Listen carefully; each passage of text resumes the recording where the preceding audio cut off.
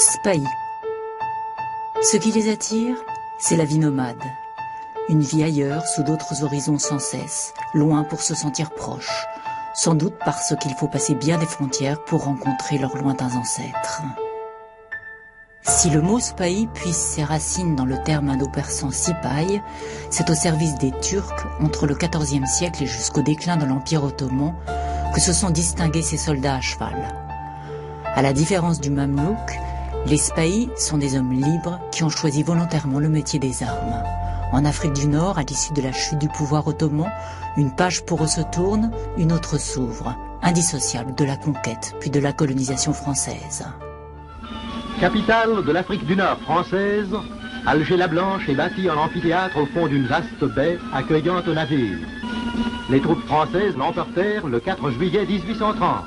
Le lendemain, elles occupaient la citadelle, ou Casbah, encore armée par les canons qui la défendirent alors.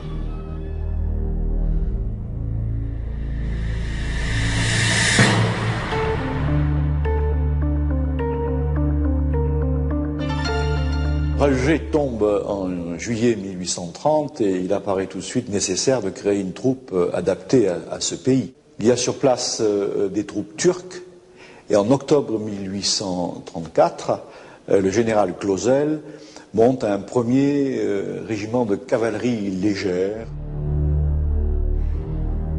Puis il recrute exclusivement parmi ces Turcs qui sont restés, c'était la garnison d'Alger, autour du Dey d'Alger.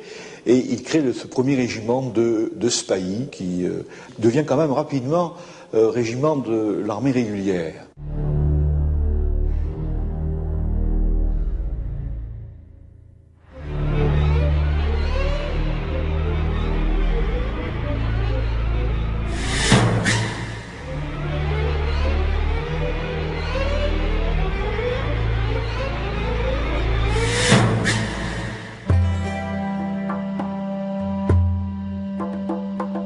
Marémonge sera le premier officier Spahis français, Youssouf, le premier officier indigène.